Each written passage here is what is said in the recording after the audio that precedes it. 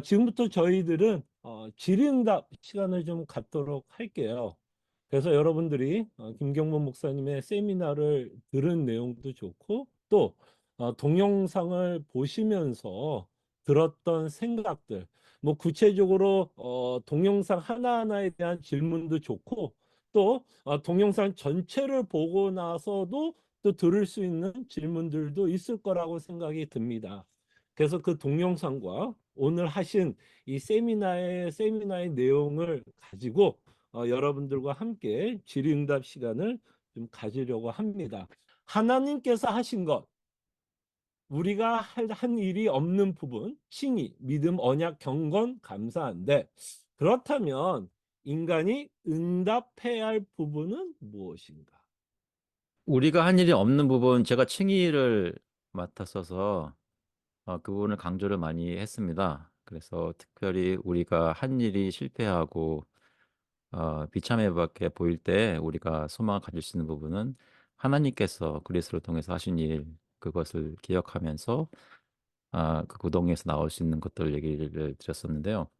그렇다고 해서 인간이 하는 것이 아무것도 없는가라는 것은 물론 아니죠. 그런데 인간이 하는 것이 없다는 얘기가 아니라 인간이 하는 것이 우리의 구원에 대한 어떤 보장이나 어떤 하나님만 이루실 수 있는 구원을 깎아먹는, 또는 하나님이 부족하기 때문에 우리가 해야만 이것이 이루어진다는 그런 생각을 저희가 어, 부정하는 것이지, 언약이라는 개념 자체에 하나님께서 물론 어, 그 일방적으로 자기 백성과 맺으신 언약이지만 그 언약이 돌아가는 모습 속에서는 분명히 언약 백성이 해야 되는 부분들이 있습니다. 근데 그 부분을 할 때 하나님께서 이루신 것을 내가 보탬이 되기 위해서 한다는 것이 아니라 하나님과 언약을 맺은 백성이기 때문에 당연히 하면서 하나님과 교제를 누리게 되는 걸 경험하는 것, 그런 것을 정말로 경험하고 싶다면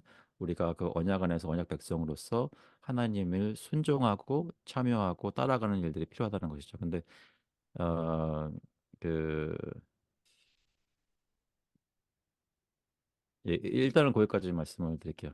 네, 그래서 우리가 하나님을 순종하는 것, 그것이 우리가 해야 될 일인데, 그것은 감사의 반응으로서 순종이다라고 말씀을 할 수 있겠습니다. 제가 최근에 그 페이스북에서 어떤 동영상 하나를 봤는데요. 유명하신 분이 이제 그 실패에 대해서 얘기하신 부분이 있었습니다. 실패. 실패는 너무 중요하다. 왜냐하면 실패를 통해서 배우기 때문이다. 이제 그렇게 말씀을 하셨는데요. 근데 그거보다 더 핵심적인 그 내용은 뭐냐면 중요한 거는 잘 실패하는 거다. 잘 실패하는 거다. 그 어떤 예시를 줬냐면 특히 이제 공대나 뭐 이과 계열에서 뭔가 실험을 할 때 사실은 그 한 번에 제대로 된 성공이 그 전에 계속해서 100번을 실패한 것을 완전히 다 새롭게 다시 재정의하고 이게 정말 드디어 성공했다. 왜 성공했느냐면 앞에서 계속 실패한 것들이 주는 이래서 실패했구나, 이래서 실패했구나, 이래서 실패했구나 해서 그것들이 이제 수정이 되어서 마지막에 성공하면서 이것들이 실제로 제대로 성공을 하려면 이제 이렇게 되어야 된다라는 그 성경의 의미에 대해서 실패해서 왔다고 생각하는데 저희 신앙인들도 어떤 부분에서는 우리 인간이 할 것이 무엇이 있을까? 구원에서 우리 인간이 해야 할 것 혹은 할 수 있는 것이 무엇이 있을까라는 고민을 할 때 가장 큰 어떤 동기를 상실시키는 그 영향이 뭐냐면 그동안 우리가 실패한 것, 그동안 경험하면서 우리 삶 속에서 우리가 제대로 하지 못한 것, 막 그 스트러글하고 노력했지만 이것이 어, 정말 성공으로 이어지지 못한 것, 그런 기억들, 트라우마, 연약함 이런 것으로 인해서 사실 뭐 칭의나 어, 성화나 경건이나 언약이나 이런 강의들을 또 이런 말씀들은 우리가 교회에서 계속 강조하고 계속 얘기하기 때문에 한두 번 들어본 이야기는 아닐 텐데 여기서 질문들이 생기는 것이죠. 과연 여기서 우리가 해야 할 것들, 할 수 있는 것들에 대해서 과연 우리는 해낼 수 있는가라는 어떤 슬픔의 트라우마들이 다시 복귀되는 것이죠. 근데 저는 그렇게 생각합니다. 우리가 신앙인으로서 해야 할 것들, 할 수 있는 것들, 이 모든 것들조차도 결국은 하나님의 은혜라고 생각해요. 은혜로 구원받았으니까 이제 우리가 해야 될 부분은 우리가 한다. 이런 이 은혜로 구원받은 것과 우리가 해야 될 것, must do 하고 이렇게 구분이 되는 것이 아니라 우리 삶의 전 영역이 우리가 오직 예수라고 말하는 것처럼 전 영역이 예수 그리스도의 중보에 의해서 예수 그리스도의 완전한 의 때문에 예수 그리스도의 지속적이고 머무시는 그 내주로 인해서 말 그대로 정말 예수 그리스도의 그 통전적인 중심됨에 의해서 우리가 칭의도 성화도 성결도 경건도 다 이루어지는 것인데 거기서 사실은 우리의 실패의 두려움이 우리로 하여금 그 거룩한 구원의 내 개인적인 혹은 공동체적인 역사가 흘러가는데 그 participate 하는데 방해가 되고 두려움이 되고 트라우마가 되는 것이죠. 하지만 그 실패 자체 역시도 우리는 하나님의 우리를 계속해서 거룩하게 이끌어 가시는 하나님의 그 전적인 구원의 역사 속의 일부라고 생각합니다. 그래서 성도들의 삶이 정말 바라는 거는 그 트라우마가 아니라 우리의 실패의 역사가 이것이 하나님의 온전하게 붙들어 주시는 거룩하고 완벽하고 강한 손길에 붙들려 있는 시간이라는 생각을 하면서 내가 할 수 있는 것을 하되 이것조차도 은혜라는 아까 우리 김경호 목사님 말씀해 주실 때 우리의 죄가 얼마나 큰지를 각성해야 하고 하나님의 은혜가 얼마나 큰지를 각성해야 하고 결국은 이제 은혜가 얼마나 깊은 은혜인지를 각성하는 거거든요. 그 각성이 내가 감당해야 될 것, 뭐 이것을 뭐 일일이 열거할 수 없지만 그 모든 일에 있어서 우리로 하여금 바른 동기부여를 주고 바른 신앙생활을 하게 하는 그 힘이 아닐까 그렇게 생각을 합니다. 하나님의 언약하신 저희를 구원하실 예수 그리스도를 저희가 이제 하나님으로 이해할 수 있는 어떤 방편이 성령이 성령 강림 사건으로 인해서 오시고 저희의 죄를 저희가 죄인임을 알고 통회하며 저희가 이제 구원을 받게 되는 그런 어떤 성령의 역사를 저희가 성령께서 저희를 계속 변화시키고 주님과 참된 교제를 하게 하는 어떤 그런 분으로 저희가 이해를 하고 있는데 그렇다면 그 구약 시대의 그 엘리사와 엘리야 이야기에서 구했던 그 성령과는 어떠한 연관인지 조금 한번 다시 설명을 좀 보충해 주시면 좀 이해가 아까 좀 들으면서 좀 궁금했어요. 열왕기 말씀 자체가 그 포로기에 기록된 말씀이고요. 또 포로기에 살았던 그 사람들에게 왜 이 내용이 중요했을까를 생각해 본다면 그들에게 필요한 것이 엘리야가 아니라 엘리야를 통해서 역사했던 그 성령이라는 그 사실을 이제 어, 전달하고 있다고 보여지고요.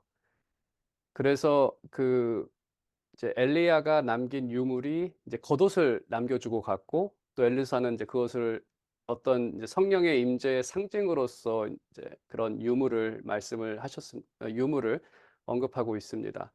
그리고 엘리사가 죽은 후에도 그 이제 열왕기 하 마지막 부분에 뒷부분에 보게 되면 엘리사의 뼈를 만졌을 때 또 역사가 일어나는 그런 이제 기록이 있습니다. 그래서 이 내용들이 이제 전하고자 하는 것은 어, 선지자들은 죽었지만 성령께서는 여전히 그 역사하신다는 그 사실을 어, 포로 시대 사람들 또 그 이후에 사람들에게 이제 전달하는 내용이고요. 선지자들이 남겼던 유물에 대해서 생각을 해본다면 그들에게 여전히 남아있는 유물은 선지서라는 책이었습니다. 그래서 그 엘리야의 유물인 겉옷 또 엘리사가 남긴 뼈에 어떤 능력이 있다는 것은 상징적으로 그 하나님의 말씀이 여전히 그 성령 가운데에서 역사를 성령님께서 여전히 그들과 함께 계시고 또 포로기 또 포로 이후기 여전히 그 말씀은 유효하고 또 그 말씀을 통해 그들과 함께 했다는 그 사실을 보여주고 있습니다. 그래서 우리가 그 신약에서 좀 적용해서 생각을 해본다면 사실 사도가 남겨준 유물이라고 한다면 우리에게는 말씀이 또 있습니다. 우리에게 그 바울의 몸을 닿았던 손수건이 있는 게 아니라 우리에게 정말 더 확실한 유물은 이 말씀이고 성령께서는 여전히 이 말씀을 통해서 역사하십니다. 그래서 이 말씀이 주는 것은 그 사람을 보지 말고 그 사람을 통해 역사한 그 성령으로 우리를 좀 인도하는 그러한 역할이 있고, 또 그러한 점에서 그 두 사건이 그 우리 신약 시대를 살아가던 우리 시대의 사건과 좀 연결이 돼 있다고 말씀을 드릴 수 있습니다. 답이 되었으면 합니다.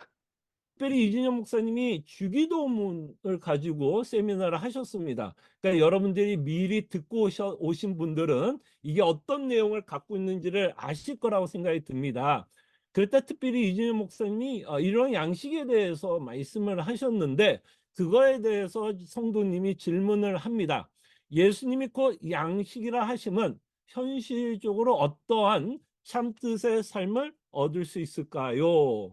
제가 저는 이제 누가복음의 주기도문을 가지고 주님께서 가르쳐 주신 어, 기도문을 가지고 강의를 이제 짧은 강의를 했죠. 특히 양식 부분은 아마 우리에게 일용할 양식을 주옵소서, 이제 이 부분에 대한 질문이라고 제가 지금 일단은 그렇게 이해를 하고 있습니다.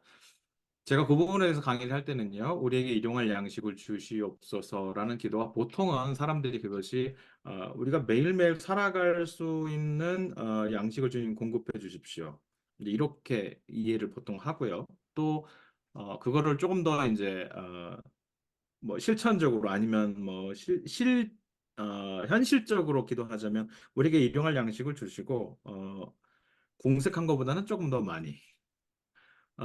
많이보다는 아주 많이, 그래서 나눠줄 수 있을 정도로 충분하게 주시면 좋겠습니다. 사실은 그 안에 우리의 욕망이 들어가 있는 부분, 그렇게 이제 기도를 그렇게 치환을 하고 다르게 이제 설명을 하죠. 하지만 저는 그 여러 가지 이제 주석적인 관찰들도 해보고, 또 누가복음 전체가 가지고 있는 맥락들을 보고 제자도를 목표로 그 말씀을 주고 있다라는 생각에서 이제 봤을 때, 우리에게 날마다 일용할 양식을 주시옵소서라고 할 때, 이 날마다와 일용할이라는 말이 사실은 그냥 그대로 그렇게 쓴다면 두 개가 동의어고요. 날마다 일용할 동의어잖아요. 그게 이제 군더더기 표현이 되는 것이죠. 근데 그 일용할이라는 말이 내일에라는 의미로도 사용이 될 수 있습니다. 우리에게 날마다 그날의 양식이 아니라 날마다 내일의 양식을 누리게 해주십시오. 우리가 every today라고 말하는, 오늘이라고 말하는 모든 오늘에서, 모든 내일에서 누릴 양식을 우리의 현재 삶 속에서 누리게 해주십시오, 이 이야기죠. 그러니까 우리가 조금 더 주십시오, 배고픕니다, 한 그릇 더 주세요, 이런 기도가 아니라, 우리가 오늘의 현실 속에서 미래에 완성될 그 종말의 만찬, 하나님의 나라가 완성됐을 때 누리게 될 종말의 만찬을 지금 여기에서 나의 형제들과 함께, 나의 이웃과 함께 누리게 해주십시오. 그게 많을 수도 있고 적을 수도 있고, 뭐 우리 한국 속담에는 콩 하나를 반쪽으로 나눠서 쪼개 먹을 수 있다, 이런 속담이 있잖아요. 콩 하나도 나눠 먹는 것이 좋다, 뭐 그런 정말 얼마 되지 않는 것일 수 있고요. 또 풍요한 것일 수도 있습니다. 사실은 이것이 고린도 교회에서 사건으로 나타났죠. 낮에 일 안 해도 되는 부유한 사람들은 일찍 모여서 빵과 포도주를 다 먹어버렸고, 그들이 이제 많이 먹고 취하고 뒤로 물러섰을 때, 밤 늦게까지 일하고 온 가난한 사람들이 왔을 때는 찌꺼기와 먹을 것이 남은 것밖에 없었던 그런 사건들이 교회 안에서 나타났습니다. 근데 그런 현상이 아니라, 얼마 되지 않는 것들을 나의 사랑하는 교회 공동체 안에 있는 형제자매를 생각하면서 이것을 나누어서 함께 먹이고 함께 나누는, 그러니까 자기가 먹음만이 있는 게 아니고요, 먹임이 같이 있는 거죠. 주님께서 주시는 그 몸 안에 내가 먹고 먹이는 그 관계 속에서 연합되는 것을 말하는 거고요. 이것은 종말의 기쁨이 오늘날로 이렇게 뚫고 들어오는 거죠. 예수님이 마지막에 심판의 때 오셔서 죄인들을 다 심판하는 게 아니라, 현실 속에 들어오셔서 여기서 죽으시고 부활하셔서 지금과 이미와 아직의 구도를 만든 것처럼 일용할 양식을 주시옵소서라는 얘기도 already와 지금과 미래의 완성의 이야기가 동시 울리게 되는, 그래서 우리는 여기서 얼마 가지지 못한 것을 가지고 나누지만 이것이 종말의 기쁨의 만찬을 오늘 우리가 여기서 누리는 기쁨이 됩니다, 이런 의미로 말씀을 전했던 것이고요. 캐치를 하셨는지 모르겠는데, 막판에 보면 이렇게 하는 우리의 삶이 세상을 향해서 우리가 도전하고 세상에 응정하고 세상에 시위하는 그리스도인의 일종의 영적인 갈등 속에서 우리가 영적인 싸움을 해가는 삶이다. 근데 이 영적인 세상과 영적인 싸움을 싸우는 것이 무기나 어떤 세력이나 힘으로 하는 것이 아니라 우리가 이 나눔을 통해서 먹고 먹이는 공동체의 종말이 임하는 공동체를 세상에 보여줌을 통해서 어찌 보면 아주 약하고 미약한 공동체일 수도 있고요. 아주 초라한 공동체일 수도 있고요. 특히 초대교회의 신앙의 모습을 보면 정말 가난한 사람들끼리 자기끼리 골방에 모여서 서로 나누는 없어도 우리는 이걸로 하나님의 은혜를 충분히 누리고 기쁨에 향유하고 기뻐한다. 이것을 누리는 공동체일 수도 있고요. 그래서 우리의 현실 속에 이것이 함의한다고 말씀드린다면 그것을 묻는 것이라면 아, 우리 그리스도인들의 공동체가 여기에 임한 하나님의 나라를 보여주는 것으로서 세상에 시위하고 하나님의 가치를 땅바닥에 떨어뜨리고 자본주의와 힘과 부가 지배하는 그런 세상 속에 하나님의 종말의 잔치는 얼마 되지 않아도 우리는 여기서 기쁨을 누리고 향유한다. 그리스도로 때문에, 오직 그리스도 때문에 그것을 보여주는 것으로서의 의미가 있다고 생각합니다. 물론 여기에 당연히 패러럴하게 주님 내가 오늘 살아갈 이 양식을 내게 주셔서 내가 오늘 누리는 이 밥이 내가 오늘 형제와 누리는 얼마 되지 않는 이것이 하늘나라 종말의 잔치가 되게 해주십시오라는 의미에서는 내게 오늘 내가 먹을 일용할 양식이 꼭 있어야 됩니다는 기도도 저는 가능하다고 생각합니다.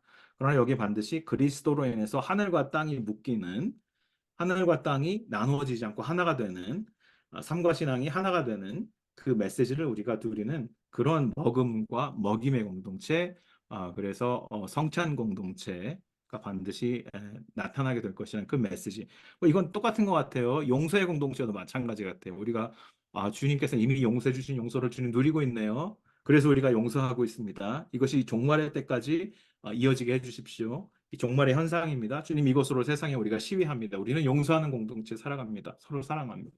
이런 부분에서 어떤 세상의 어떤 그 카운터 액트하는 그런 공동체를 이루게 해주십시오라는 이 연합의 그리스도의 연합의 의미를 가지고 있다고 생각합니다. 그 오늘의 양식에 대한 부분에서는 어떤 개인적으로 필요한 양식을 강조하기보다는 좀 공동체 안에 필요한 것을 위해서 우리가 기도해야 된다라는 것을 좀 강조하고 싶었던 내용인 것 같고요. 일상 속의 삶에서 자연스레 예수를 만난다는 그 자체가 저희 교회에서 했었던 그 작심일을 프로젝트를 네네, 이제 했기 맞습니다. 때문에 아마 그런 의미의 질문이셨던 것 같아요. 그런 식으로 꼭 프로그램을 해야만 그 하나님과의 이렇게 만날 수 있느냐라는 뉘앙스의 질문이라고 그냥 제가 어슴할 수 있는데 사실은 뭐 이거를 저희가 이제 예수와 함께하는 작심일을 프로젝트가 프로그램이라고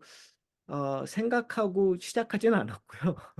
그러니까 사실은 앞에 부분에서 그러니까 이제 어떻게 보면은 조금 전에 김경국 목사님이 얘기하셨던 그 은혜의 통로, 그 하나님의 은혜를 얻을 수 있는 방편으로서의 장치들이었어요. 그러니까 이제 말씀이라든지 기도라든지 찬양이라든지 뭐 성찬은 저희 교회 같은 경우 일주일에 한 번씩 주일날 매주 하니까 이제 그런 것들을 어떻게 우리 일상의 영역까지 확장하느냐에 대한 부분이었어요.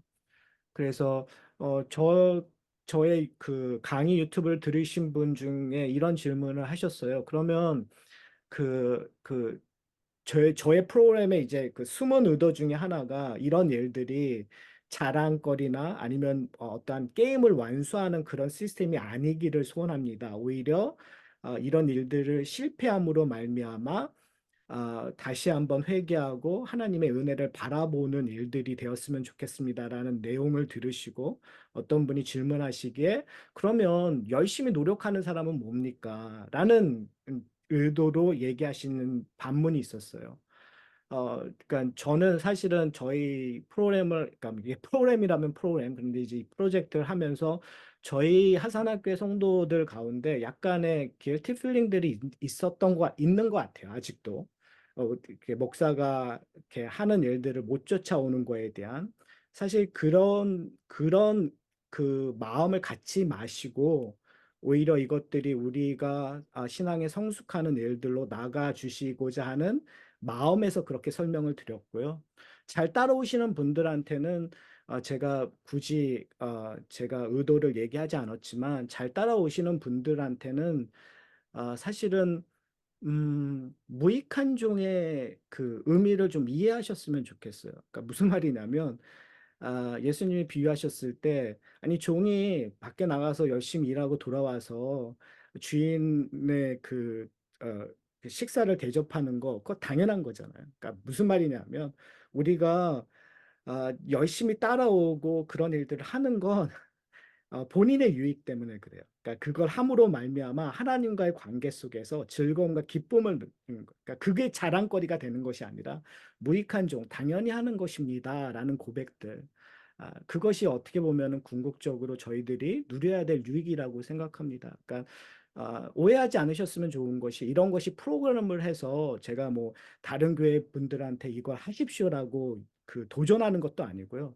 중요한 건 뭐냐면 저희 교회의 특정한 상황에서 어떻게 하면 일상까지 우리가 하나님을 닮아가는 일들, 그러니까 예수 그리스도의 연합을 되게 뭐랄까요? 약간은 추상적으로 이해하는 것 같아요. 근데 그 추상적인 이해를 우리의 삶의 영역 속에서 하나님과 기도함으로 말미암아 만나고 말씀을 통해서 하나님의 계시의 그 놀라운 비밀들, 풍요로움을 직접 우리의 삶 속에서 살아가면서 경험하고 그리고 사실은 이민교회라는 곳이 멀리 떨어져 있잖아요. 그러다 보면 되게 개인적일 수 있는데 저희가 만나지 못하지만 함께 이러한 온라인이든지 아니면 카톡을 통해서 함께 교제할 수 있다는 거 저는 의미 있다고 생각해요. 개인적으로.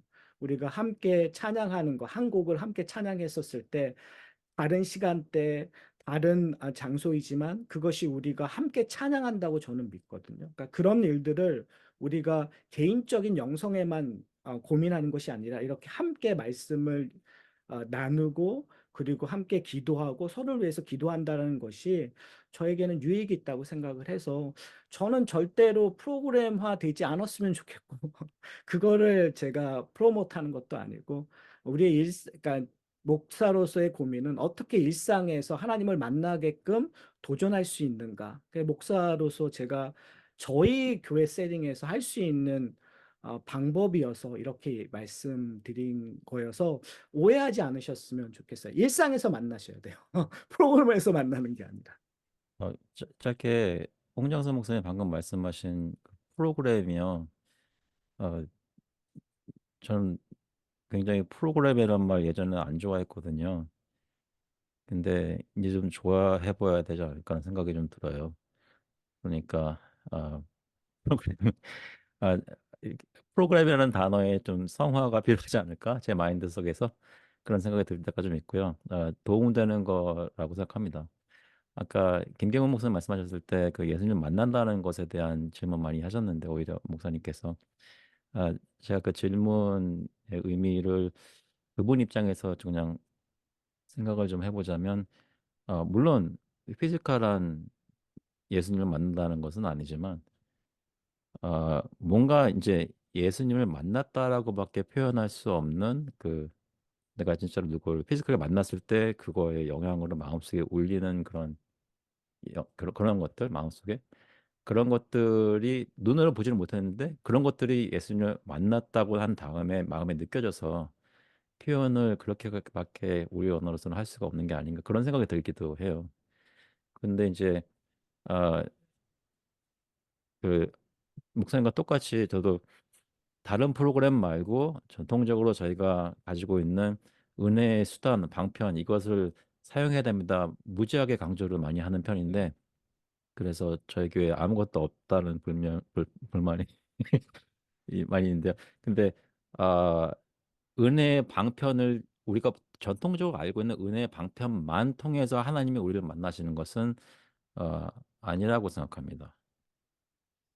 하나님은 분명히 어, 주로 말씀을 통해서 오늘도 저 말씀 김영호 목사 말씀드리면서 막 저 개인적인 부흥회를 가지는 듯한 느낌을 가졌는데 어, 네.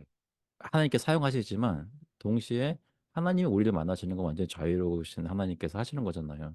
우리가 마음속에 주님을 소중히 생각하고 주님을 생각하는 삶을 일상 그냥 살면은 그 일상 중에 하나님께서는 때때로 우리가 기대하지 않은 때 만나 주신다고 생각해요. 그리고 일상에서 주님을 만나려면 어떻게 또 어떤 것도 해야지 우리가 일상에서 만날 수 있는 교회 밖에서 이런 게 아니라 사시면서 주님을 품고 사시면 일상 중에 충분히 만나실 것이라고 생각합니다. 은혜의 네. 순간을 집중하면서. 네, 제가 했던 말씀하세요. 질문의 의도는 그 프로그램이라고 했던 것, 제가 그 산상수훈에 대해서 이렇게 배우고 그랬을 때는 그 바리새인들이 하나님에게 접근했던 방식은 체크리스트라는 거였어요. 그러니까 뭐 금식, 일주일에 금식 몇 번 체크, 뭐 아니면은 뭐 11조 됐어 체크.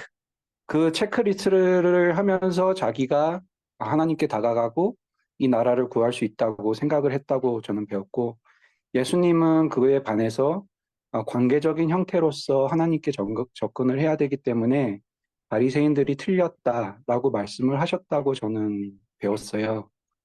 그래서 작심일일 프로젝트 같은 경우에 뭐 몇 시에 뭐가 오고 몇 시에 뭐가 오고 그렇게 다가오는 것 자체가 그러면은 그 바리새인들이 작심하고 7일에 3일, 4일 이렇게 금식을 하고 뭘 하고 유익을 얻으면서 하나님께 다가가는 것과 어떻게 디퍼런시에이트 할 수 있을까라는 게 가장 큰 질문이었어요. 그래서 뭐 일상 속에서 예수님을 만나고 이렇게 작은 예수로 살아간다는 게 저는 그냥 우리가 만나는 사람들 속에서 특히 우리보다 연약한 사람들을 만나고 어떻게 대하느냐에 따라 가지고 우리가 하나님의 나라를 살아가고 안 살아가고가 갈릴 수 있다고 생각을 하고, 저희가 저보다 연약한 자녀들을 이렇게 만날 때 어떻게 대할 때 그때 예수님이 드러난다고 생각을 하거든요. 그래서 그게 이렇게 체크리스트를 하고 따른다고 해서 길러질 수 있는 것인가 라는 게 제 의문이었어요. 되게 올바른 지적이신 것 같아요. 사실은 네, 그런 위험성이 있죠. 사실 한국교회 안에서 어떻게 보면은 우리가 율법주의적인 바리새인적인 프로그램들이 많았던 거를 부인할 수가 없어요. 근데 이제 그 사실은 저도 거기에 대해서 저의 목회 한 20년 넘게 하면서 그 부분에 대해서 되게 비판적이었던 사람인데, 그런데 왜 내가 이런 일들을 할까? 제가 이거를 저희 작은 우리 그 목회 연구소 담다 분들하고 쉐어를 했었을 때 제가 그런 표현을 썼었어요. 내가 왜 이런 일을 여기 이렇게 이런 곳까지 해야 될까라는 그런 뉘앙스로 제가 분명히 말씀을 드렸는데, 그럼에도 불구하고 저의 목회적인 유익이 있다고 저는 생각을 했어요. 그러니까 조금 전에 얘기했던 것처럼 그 체크리스트는 어떤 의미에서 그런 위험성이 있는 거는 분명히 인정을 해요. 그게 없다라고 하지 않아요. 그러니까 근데 이제 중요한 건 뭐냐면 아, 우리가 무조건 그런 체크리스트를 한다라는 그 행위에 문제점을 부각시키는 것도 중요하지만 인간의 본성이 더 문제거든요. 그러니까 인간이 우리가 그걸 했었을 때 바리새인들처럼 자기의 교만, 자기의 자랑거리로 하느냐, 아니면 그것이 나에게 좀 더 낮아지고 그리고 그것이 나와 하나님의 관계성에서 유익이 되는 쪽으로 하느냐, 그 차이는 분명히 저는 있다고 생각을 하거든요. 그러니까 그런 의미에서 뭐 저는 개인적으로 저희 성도님 그럼에도 불구하고 제가 고백했던 것처럼 그런 위험성이 발견은 돼요. 그러니까 그런 위험성이 발견된다라는 건 열심히 쫓아오시는 분에서 발견되기보다는 사실은 하지 못하시는 분들에 의해서 발견이 돼요. 그걸 못하니까 괜히 뭔가 부족한 사람처럼 느끼신 거나 죄책감, 심지어 죄책감을 느끼시는 부분도 있는 것 같아요. 그래서 사실은 목회적으로 되게 미안하기도 하고, 그리고 이것이 맞는가라는 고민을 없지 않아 하고 있지만, 그럼에도 불구하고 저희 공동체가 예수 그리스도와 함께 한다라는 의미를 조금 더 조금 전에 얘기했던 그 리스트를 체크하느냐가 중요한 게 아니라 그 강의의 내용들을 보시면 저의 숨은 의도는 우리가 일상에서 너무 하나님과 멀리 떨어져 있다라는 거죠. 그러니까 조금 전에 얘기했던 내가 연약한 사람에게 잘 대해줌으로 그리스도를 나타난다고 말은 그렇게 하는데 실상 우리의 이민 생활들을 보면 그렇게 하시는 분들이 너무 없어요. 왜 그러냐면 우리가 그거를 할 수 있는, 그러니까 정말 죄송하지만 이민교회에서 그걸 할 수 있는 직업을 가지신 분들도 적고, 그러니까 말로는 정답을 다 풀 수는 있지만 그걸 풀지 못하거든요. 그 풀지 못하는 이유 중에 하나가 사실은 우리의 데일리 그 라이프의 삶이 하나님과 멀리 떨어져 있어요. 그렇기 때문에 사실은 그런 일들을 할 수 있는 에너지나 동력이 없다라는 거죠. 그러니까 그거를 그렇게 하는 그렇게 당연히 해야죠. 근데 그렇게 하기 위해서 저의 목회 이 상황에서는 그렇게 하는 일들을 이뤄내기 위해서 우리가 함께 말씀과 기도를 통해서 이런 일들을 하자는 것들이 저의 의도였어요. 다시 한번 말씀드리지만 그러한 지적을 하신 내용들이 어, 잘못됐다고 생각하지 않고요. 그런 위험성이 있다는 것도 동의합니다. 예, 박 목사님 얘기해 주시면 좋을 것 같은데. 그 Q&A가 이렇게 뜨거운 적이 없었는데 우리 담다 모임이 점점 발전하는 것 같아 기분이 좋습니다. 저는 제가 마태복음 6장의 주기도문을 동영상으로 만들었는데요. 아까 질문하신 분이 그 유대인의 경건의 프로그램을 이야기하셨는데 사실은 우리가 같이 잘못 갖는 오해가 뭐냐면 은혜 이야기하면 마치 비형식주의, 형식 파괴주의를 떠올리는데요. 사실은 은혜, 사랑, 그리고 하나님과 또는 이웃과의 자연스러운 관계를 담아낼 수 있는 훌륭한 프로그램이나 용기들이 필요하다고 봐요. 예수님께서 마태복음 6장에서 유대인들의 경건의 프로그램을 비판하신 것은 프로그램을 비판하신 게 아니에요. 유대인들의 경건은 음식, 기도, 그리고 구제가 유대인들의 경건을 대변하는 프로그램이었는데 그 프로그램 자체로는 참 아름다운 것이죠. 구제하고 음식하고 그리고 기도하는 것. 그러나 유대인들은 그 프로그램 안에 자신들의 의를 채웠어요. 네.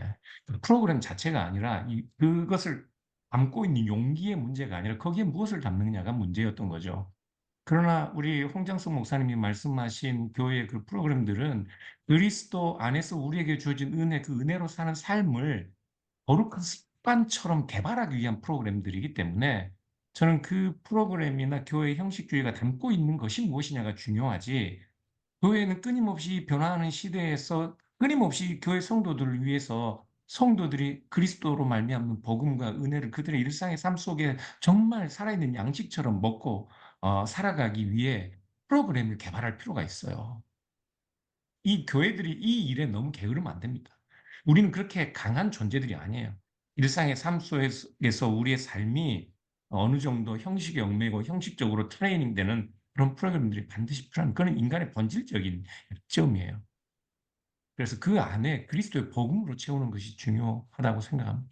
네. 지금까지 목사님 입장에서만 말씀드렸는데 또 이런 성도 입장에서 한번 말씀을 드리고 싶습니다. 우선 저의 경험으로 보면은 아까 말씀하신 그 체크리스트는 저희들이 꼭 해야 되는 상황인데 저희들이 못하기 때문에 다 같이 하는 것, 곧 하나님이 우리에게 허락하신 그 믿음의 동역자들, 성도님들과 같이 간다라는 것, 함께 표대를 향하여 간다라는 의미에서 하나님이 주신 저는 축복이라고 생각을 합니다. 내가 못하기 때문에 다 같이 간다라는 것. 그런데 이제 아까 말씀하신 바리새인들의 잘못은 그것을 자기의 자랑으로 삼은 것이고, 우리는 이것을 갖다가 하나님의 은혜로 생각한다면은 다 같이 시간을 맞춰서 한번 해보려고 연습한다라는 것은 성도들에게 굉장히 좋은 축복이라고 생각을 합니다. 저의 경험을 간단하게 말씀드리면 20년 전에 홍 목사님하고 다른 성도님하고 성경 공부를 한 적이 있었습니다. 뭐 그때 처음이었고 정말 싫었었습니다. 성경 공부하기. 억지로 나갔습니다. 그 나간 이유는 그 따로 그 같이 성경 공부하시는 그 노장노님이 꾸역꾸역 오는 거예요. 네, 그래서 그거 지지 않으려고 꾹 나갔는데 지금 생각하니 그때 했던 것이 저희 믿음의 가장 중요했던 바탕이 됐었습니다. 그때 연습을 했던 것이. 뭐 그것을 우리가 얘기한다면 성경 공부 프로그램이라고 얘기할 수도 있었겠죠. 저 그때 잘 못 쫓아갔었습니다. 근데 못 쫓아간 것도 하나님은 그 나름대로 그것을 통해서 유익을 주셨어요. 저에게 왜 나는 이때 잘 못 쫓아갔을까 생각하는 시간을 주셨고, 그 후에 또 성경을 배우고 해서 많은 유익을 얻었습니다. 지금 생각하면 그때 정말 어렵게 했던 그 성경 공부, 그게 지금 저에게는 굉장한 도움이 됐었다라는 것. 그래서 지금 아마 화사나 교회에서 하는 그러한 프로그램들이 못 쫓아가시는 분은 못 쫓아가시는 분들에게, 왜냐하면 하나님은 그걸 다 동시에 다 이루어 주시지 않을 거니까, 다 사람마다 차이가 있으니까, 하나 못 쫓아가면 그것이 본인으로 하여금 생각하게 하는 유익이 있고, 쫓아가시는 분은 그것을 통해서 또 이루는 유익이 있고, 지금 홍 목사님 말씀하신 것처럼 홍 목사님은 틀림없이 그러한 것에 문제점을 알고 있다 그러셨으니까는 이것이 우리의 자랑이 되지 않고 이것을 통해서 틀림없이 하나님의 영광을 드러내도록 또 잘 인도해 주실 거라고 믿기 때문에, 그런 프로젝트는 저도 한번 해보고 싶은 그러한 거라는 것. 따라서 프로그램이나 프로젝트가 나쁜 것이 아니고 그것에 대해서 생각하는 우리의 마음의 문제가 있기 때문에 늘 하나님께 기도하는 마음으로다가 받아들이면 참 좋을 거라는 생각이 듭니다. 이상입니다. 아유, 또 어느 교회 장로님이신지 아주 뭐 너무너무 잘 정리해 주셨네요. 구원친이 성화 경건에 관한 강의를 들으면서 마치 교리문답 교육을 하는 듯한 느낌이 들었습니다. 뭐 전체적인 동영상에 대한 어떤 총평이 들어있는 질문이라고도 볼 수 있겠죠. 그러다 보니 신앙의 개인적 측면에서 머물고 있다고 생각되기도 합니다. 페어한 뭐 어세스멘이 아닐까 생각을 해봅니다. 자, 그럴 때 구원칭의 성화 경건을 공동체적인 관점에서 논한다면 어떤 방식의 설명이 가능할까요? 예. 좀 저는 이 질문을 왜 여러분들과 함께 이야기하고 싶으냐면 좀 현실적이고 좀 실제적인 질문이 아닐까 싶어서 좀 여기 계신 목사님들의 의견도 좀 들어보고 싶고, 이 의견에 대해서 좀 성도님들의 어떤 의견 또는 입장은 어떤 입장일지를 좀 들어보면 좀 저희들에게 모두에게 좀 유익이 되지 않을까 생각이 들어서 이 질문을 하게 됩니다. 시애틀 남포 제일교회 성도 김경서입니다. 제가 이제 그 강의들을 다 들으면서 아주 저는 감사하다는 말씀을 드리고 싶어요. 특히 저기 박내형 목사님? 아이고, 오늘 어, 못 들어왔네요. 아이고, 오늘 그, 또 못 들어왔네요. 예, 예. 못 들어오셨어요. 네, 예, 오늘, 그 목사님이 영성과 경건이라고 하는 그 타이틀을 가지고 말씀해 주셨거든요. 그런데 저는 굉장히 공감도 하지만, 음, 현재 교회에서 널리 사용하고 있는 영성이라고 하는 이 단어는 우리 개혁신앙 갖고 있는 교회에서는 사용하지 않는 것을 굉장히 바라는 사람 중에 하나거든요. 그런데 이제 그 목사님이 이 말씀을 잘 해주셔서 이런 것을 다루고 있는 우리 지금 이 미링이 참 유익하다 이런 생각이 들었었어요. 그 영성이라는 단어가 사실은 우리 개혁신앙 교회에서는 다루고 싶지 않은 단어인데, 그 중세 개혁신앙 이전에 그 많은 잘못들을 갖고 있었던 그 핵심 중에 하나가 이제 뭐 면죄부 파는 거, 성적 매매, 성직자 매매, 성직자들의 부의 축제 등 그 마녀 사냥, 미신적인 신앙생활을 이렇게 하면서 마리아를 숭상하고 그랬던 모든 것들을 보면, 그런 것들을 해서 사람들이 영성으로 하나님 앞에 다가갈 수 있다고 하는 잘못된 그 단어를 사용했던 그 중세 시대의 잘못된 단어거든요. 근데 요즘도 영성 훈련이다 많이 이렇게 교회에서들 하는 것을 굉장히 저는 그 거부감을 느끼고 그걸 안 했으면 좋겠다 그런 사람이 있었는데, 이번 특별히 그 박래영 목사님이 젊은 분이신데 아주 그거를 참 설명을 잘 해주셔서 야, 이제 우리 교회에서들은 영성이라는 단어를 대신에 정말 경건 생활의 기초가 어떤 말씀에서 복음적인 우리에게 다가오는 그런 실제적인 신앙생활에서 우리의 경건 생활이 어떻게 변화되고 있는가를 또 우리 목사님은 또 요즘 변화대한 성숙한 믿음 생활을 계속 강조하시고 계시는데 그런 내용에서 우리들이 경건 생활의 기초를 쌓아나가는 그래서 단어를 그런 사용을 했으면 좋겠다 이런 생각을 했었는데 목사님이 너무 그 영성과 경건을 말씀해 주시면서 해주셔서 너무너무 감사되는 말씀을 드리고 싶어서 말씀드렸습니다. 감사합니다. 네.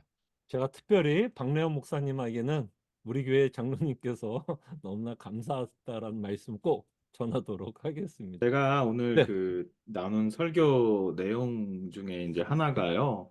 이제 루키 설교 계속 하고 있거든요. 루키 설교 하고 있는데 이제 그 이런 기독교적인 우리가 가지고 있는 교리적인 혹은 뭐 구원과 관련된 교회의 그리스도의 virtue들, 그 미덕들이 공동체적으로 함유된다면 어떻게 이야기될 수 있을까라는 이야기를 하기에 앞서서 공동체도 개인하고 똑같이 개인처럼 어, 실패와 또 실수와 범죄와 거기에 대한 그것으로 인한 여러 가지 어, 결과들을 그대로 이렇게 받으면서 그 굴곡을 이제 겪는다라는 생각을 좀 해야 되지 않을까라는 생각이 듭니다. 물론 우리가 말씀한 것처럼 우리 그 개혁주의 신학과 교회에서 이야기되는 많은 담론들이 서구 개혁주의의 영향을 받아서 실제적으로 많이 개인주의인 것처럼 논의되는 부분이 없지 않아 많이 있어요. 근데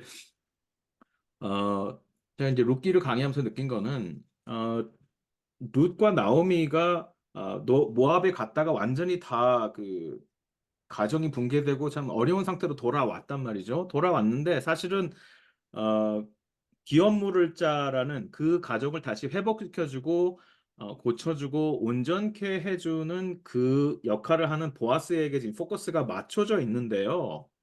근데 사실은 그걸 보아스가 해야 되는 게 아니고요. 이미 나오미와 룻이 돌아왔을 때 베들레헴 공동체가 했어야 되는 거거든요. 근데 못했어요. 아무도 그 이슈를 공동체의 아젠다로 삼지 못했고, 아무도 그 이슈에 대해서 서로 쑥덕거리기만 하고, 그 정말 고통 가운데 있는 나오미와 롯의 가정을 돌본 공동체가 구성원이 아무도 없었어요.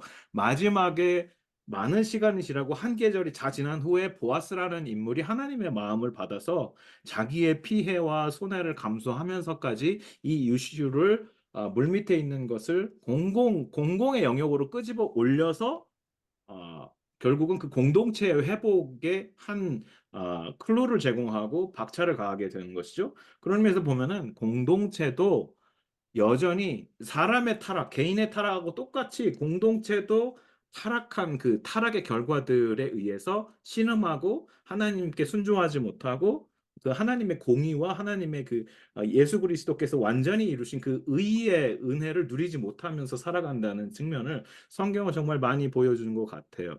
그래서 그 공동체의 회복을 위해서 하나님이 한 개인을 사용해서 하나님께 온전히 하나님의 마음에 의해서 변화된 한 개인이 공동체를 다시 소송시키는 것처럼 또 이게 저는 백앤포스 왔다 갔다 한다는 그런 측면이 있다는 것을 우리가 좀 이해해야 될 것 같고요. 교회에서 얘기되는 이러한 그 virtue들이 미덕들이 공동체의 영역에서 논의된다는 것 자체를 사실은 우리가 너무 개인 얘기만 해서 공동체 얘기를 해보자라고 했을 때 그러면 마치 그 뉴트럴하게 얘기할 수 있는 것처럼 우리가 생각하는 부분이 많이 있는데 그렇지 않다. 여전히 우리의 공동체도 많은 연약함 속에서 그 여러 가지 인간의 죄악성의 문제들을 받고 있다라는 얘기만 하면서 좀 교회는 되게 다이내믹하다. 그런 얘기만 좀 해보고 싶습니다. 제가 종교 개혁 이후에 개혁 신학 전통에 있는 목회자 겸 신학자로 상당히 우리 이 종교 개혁의 후예들로서 아쉽고 안타까운 점 하나는 교회 단일성, 원바디네스를 우리가 놓치고 있다는 사실에 공동체성을 놓치고 있다는 사실인데 중세 시대에 적어도 우리가 그렇게 비판하는 로마 가톨릭 교회는 교회의 하나됨을 교회의 가장 중요한 가치로 여겼습니다. 우리가 사도신경에서 성도의 교제를 믿습니다라고 말할 때 사실은 그 로마 가톨릭 교회는 성인들의 통공을 믿는다고 고백해요. 그 말은 성도들이 그리스도와의 신비적 연합 안에서 서로의 공로가, 물론 그것이 로마 가톨릭 안에 타락이 돼서 면죄부 교리로 나간 건 정말 심각하게 비판받아야 하겠지만, 그러나 그리스도 안에서 모든 성도들이 한 몸으로 연합했다는 사실은 우리가 결코 놓쳐서는 안 되는 거예요. 그런데 종교개혁 이후에 로마 카톨릭을 비판하면서 또 루터파니, 침례파니, 그다음에 칼빈만, 쨉빙글리파 교회들이 나눠지면서 자신들의 신앙 고백 안에 교회의 정당성을 얻으려는 시도들이 사실은 오늘날 우리가 각성해야 될 문제들 중에 하나고, 교회들이 그렇게 분리되고 나눠지면서 성도들도 점차 개인주의적인 경건에 이르게 되었죠. 그러나 우리가 성경을 보면요, 개인의 경건이나 개인의 각성이나 개인의 구원보다 훨씬 더 민족의 구원, 나라, 공동체, 인류 전체의 구원에 관한 이야기들이 훨씬 더 많습니다. 그러니까 우리가 개개인의 신앙 고백은 정말 중요하죠. 내 믿음으로 내가 구원을 얻는 거예요. 다른 사람의 믿음으로 구원을 얻는 게 아닙니다. 그러나 모든 사람들이 자기의 믿음으로 그리스도에게 연합했어요. 우리 주님께서 원수라도 용서하라고 말씀하셨던 것은 내 모든 죄들을 그리스도께서 용서하신 것처럼 다른 사람들의 모든 죄들도 용서하셨기 때문에, 그리고 그리스도 안에서 용서받은 모든 사람들 사이에 막힌 담을 허무시고 하나님이 이 세상을 창조하실 때 남자와 여자가 한 몸을 이루는 것처럼 모든 인류가 그리스도 안에 연합하도록 우리를 부르셨기 때문에, 우리는 우리 개인의 구원이 절실한 만큼 내 주변의 이웃과 형제들, 그리고 아직 구원받지 못한 사람들의 구원에 대해서도 절실한 마음들을 가지고 있어야 해요. 항상 나의 구원은 모든 사람들, 내 주변의 이웃들, 교회 전체의 구원과 연결되어 있다는 생각을 반드시 해야만 하는데, 우리의 신앙 고백은 종교개혁 이후에 너무나도 안타깝게 너무 개인주의적으로 흘러 있는 것이 사실은 참 안타까운 일입니다. 네. 너무너무 감사합니다. 조금 시간이 늦었고 동부는 제가 이제 서부에 있어서 저는 아직 6시라 더 많은 질문과 더 질의응답 시간을 좀 갖기를 원했는데요. 제가 동부 생각을 좀 못한 것 같아요. 동부는 이미 9시가 넘었고 좀 쉬셔야 되는 시간이 된 것 같아서 여러 성도들에게 너무 감사드립니다. 또 목사님들에게도 참 감사드립니다. 시간 내주셔서 동영상 만들어 주시고, 또 특별히 오늘 또 강의를 준비해 주신 또 김경문 목사님한테 감사하고, 또 여러분 또 예배 끝나고 나서 또 이렇게 하나님의 말씀을 또 배우고 또 고민하는 또 시간을 갖기 위해서 여기 모인 모든 성도님들에게도 너무너무 감사드립니다. 이 담단은 그냥 지속적인 모임이라고 생각해 보시면 좋을 것 같아요. 오늘 끝나는 게 아닙니다. 우리의 고민은 오늘 끝나는 게 아니라 우리의 고민은 계속해서 이 바구니에 담도록 하겠습니다. 그래서 여러분, 이 목회자 연구소 담다 특별히 여러분 기억해 주십시오. 또 여러분들의 교회 아니겠습니까? 여러분들의 담임 목사 아니겠습니까? 이 목사님들 여러분들이 기억해 주시고 각 지교회에서 또 신실하게 오직 예수 그리스도만을 사랑하고 그리스도만을 전파하며 그 안에서 신실하게 사역을 감당할 수 있도록 저희들이 함께 좀 기도하면 좋을 것 같아요. 그래서 어쨌든 저희가 말씀 안에서 또 아까 통상적 수단에 대해서 말씀과 기도에 대해서 우리가 잠깐 나눴잖아요.